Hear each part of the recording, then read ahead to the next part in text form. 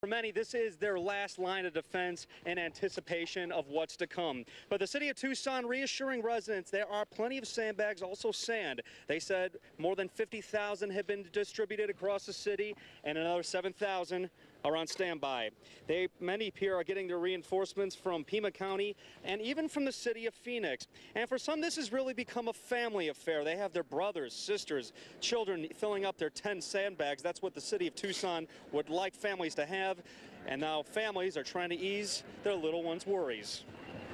You know, living where we do, you don't really expect stuff like this to happen, and so it's better to be safe than sorry. So I actually kept my kids home from school today just because I didn't really know what to expect, and I didn't want them to be out there and be scared and stuff. So we're just trying to prepare ourselves and just put bags like everywhere around our doors and stuff so our house doesn't flood.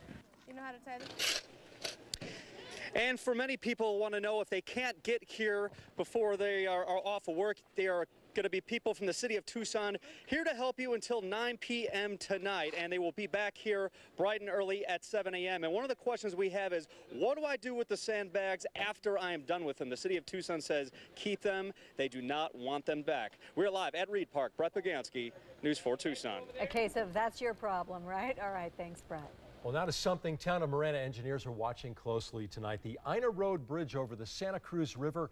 They're concerned about whether it can handle the volume of flood water that may come if the Santa Cruz reaches a depth of at least 4 feet. They'll consider closing the bridge to traffic as a precaution, so we'll keep you updated on that. The main concern, of course, remains flash flooding. And News 4 Tucson's Lauren Reimer is live with more on how first responders are making sure the public stays safe. Lauren.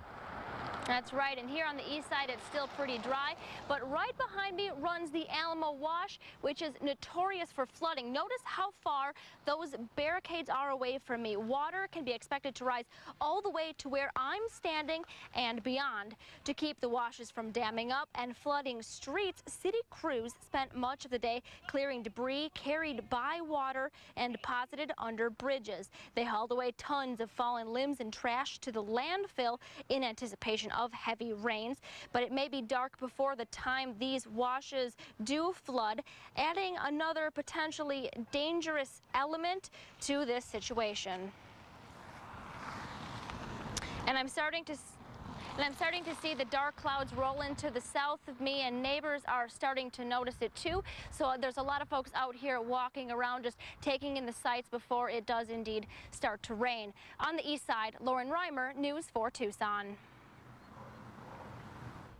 All right, Lauren, thanks. We're going to head over to Nicole Semery now for a look at traffic. I guess, Nicole, nothing terrible yet, but just in case, huh? Not just yet. That's right, Tom. We are keeping an eye on everything out there on your Tucson roadways. So we did have that early that cleared on I-10, and this was over near the Rita Road area, and we also do have an accident in city limits. So this one is Kolb Road at Broadway Boulevard. We also do want to remind you what you can do to avoid getting in accidents while it's raining outside, and make sure that you're slowing down. Give yourself enough room between you and the car in front of you. We also want you to make sure you're staying alert and lights out. This means if the intersection you are having problems with the lights there malfunctioning, make sure that you're treating this as a four-way stop. We also do want to talk about those flooded roadways, even though we're not seeing any of them right now, besides this Silver Bell closure that has been closed since basically monsoon kicked off. We want you to turn around, don't drown. Now, it seems like we are just talking and talking and talking about this. Well, this is because no matter what, we always see people get stuck. But it's important to remember that more deaths are caused by flooding than any other storm hazard. 63% of them are vehicle related with that. Quickly, let's get a check outside with your ADOT camera here. We are seeing some sprinkles in the area of I-10 and Keno Parkway. And that is a look at your traffic. Tom and Christy, back to you. Okay, Nicole, thanks so much. City and county officials have been preparing for this severe weather since yesterday. In fact, they held a news conference yesterday, and they put together the Pima County Emergency Operations Command Center. That's where we find News 4 Tucson's Lupita Murillo to continue our coverage tonight. Lupita. Well, I can tell you that we just left a briefing by Chief Deputy Chris Nanos, who told us that every deputy, every commander, every sheriff's auxiliary volunteer, are working. In other words, it's all hands on deck. And here at the Communications Center, the Sheriff's Communications Center, I can tell you that dispatchers here, that they have called in extra people to prepare for the flooding that is expected. Now, what is unique about this operation is social media. Social media is very important and plays a huge part in our operations here. It is one of the quickest ways for us to get the information across to the public. Chief Nano says that they are preparing for the worst but hoping for the best. Reporting live from Midtown, Lupita Murillo, News 4 Tucson. Lupita, thanks. Well, hit first and hit hardest, it seems. That's the way it is with storms in southern Arizona, particularly the Nogales area. And News 4 Tucson's Matt Fernandez is live in Nogales with the latest on the situation down there. Matt. Hey, Tom, yeah, we're live at the Nogales Wash right now. You can see the water really flowing right here. Here's a look at it. We got here at 11 o'clock, and we could see the bottom of the wash. Now you can see how high it's got. Santa Cruz County officials are monitoring the Santa Cruz River and these washes. So far, they say that there have been no major issues at the Mariposa Port of Entry. Water is flowing through where the border fence went down from July's storm.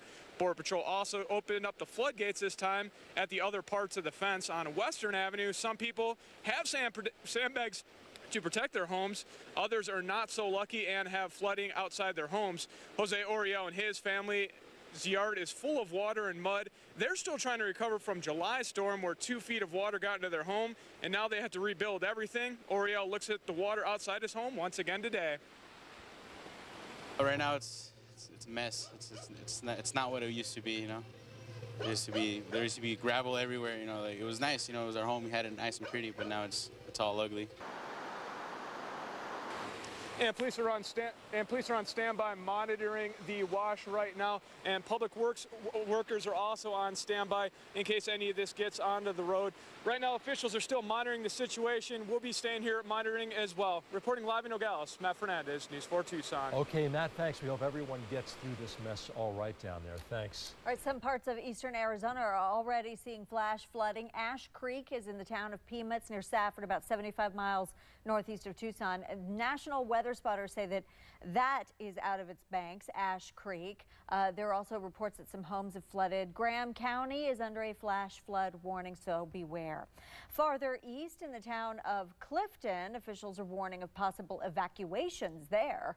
They say floodwaters could affect travel along Highway 191. They may close the floodgates if the San Francisco River reaches 21 feet. People there should be ready to move to higher ground if necessary. And be sure to stay with News 4 Tucson. We'll have continuing coverage as we track Odile in the tropics on air, online, and on your mobile device. And you can get updates 24/7 on your smartphone. Just download the KVOA weather and traffic app onto your Apple or Android. All right, many schools and businesses in Pima County have postponed or canceled classes and events, and we have a list running on a ticker at the bottom of your screen, but you can also find them on our website. Just go to kvoa.com. And coming up next here, ISIS talks tough in the wake of the president's plans to destroy that radical terror group. Also, Arizona's toughest sheriff says thanks, but no thanks. A large gift returned to the federal government.